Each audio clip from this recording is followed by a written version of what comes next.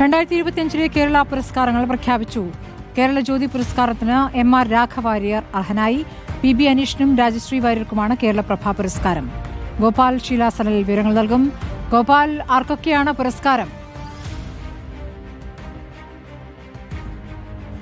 സ്മൃതി, പത്മ പുരസ്കാരങ്ങളുടെ മാതൃകയിൽ കേരള സംസ്ഥാന സർക്കാർ നൽകുന്ന പുരസ്കാരങ്ങളാണ് കേരള പുരസ്കാരങ്ങൾ. കേരള പ്രഭ, കേരള ജ്യോതി, കേരള ശ്രീ എന്നിങ്ങനെ ഈ പുരസ്കാരങ്ങൾ 8 പേർക്കാണ്, വിവിധ മേഖലകളിൽ സമഗ്ര സംഭാവന നൽകിയ 8 പേർക്കാണ് നൽകിയിരിക്കുന്നത്. ഇതിൽ ഏറ്റവും പരമോന്നത പുരസ്കാരമായ കേരള ജ്യോതി പുരസ്കാരത്തിന് ഇത്തവണ അർഹനായിരിക്കുന്നത് MR വാര്യരാണ്. അദ്ദേഹത്തിൻ്റെ വിദ്യാഭ്യാസ മേഖലയിലെ സംഭാവനകൾ പരിഗണിച്ചുകൊണ്ടാണ് അദ്ദേഹത്തിന് ഇത്തരത്തിൽ കേരള ജ്യോതി പുരസ്കാരം നൽകാനുള്ള തീരുമാനം എടുത്തിരിക്കുന്നത്.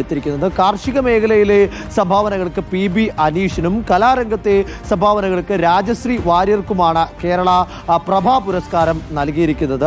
കേരള ശ്രീ പുരസ്കാരം ഇത്തവണ 5 പേർക്ക്, എല്ലാ വർഷവും 5 പേർക്ക് തന്നെയാണ് നൽകുന്നത്. 5 പേർക്കാണ് ഇത്തവണയും ഉള്ളത്. അത് മാധ്യമപ്രവർത്തന മേഖലയിൽ നിന്ന് ശശികുമാർ, വിദ്യാഭ്യാസ രംഗത്ത് TKM ട്രസ്റ്റിന്റെ ചെയർമാനായിട്ടുള്ള ഷഹൽ ഹസൻ മുസലിയാർ, സ്റ്റാർട്ടപ്പ് രംഗത്തെ സംഭാവനകൾക്ക് MK വിമൽ, അതിനോടൊപ്പം തന്നെ വിവിധ മേഖലകളിലെ പ്രവർത്തനങ്ങൾ പരിഹരിച്ച ജിലുമോൾ മാരിയറ്റ് തോമസ്, കായിക മേഖലയിലെ സംഭാവനകൾ പരിഗണിച്ചുകൊണ്ട് അഭിലാഷ് ടോമി എന്നിവർക്കാണ് ഈ കേരള ശ്രീ പുരസ്കാരം നൽകുന്നത്.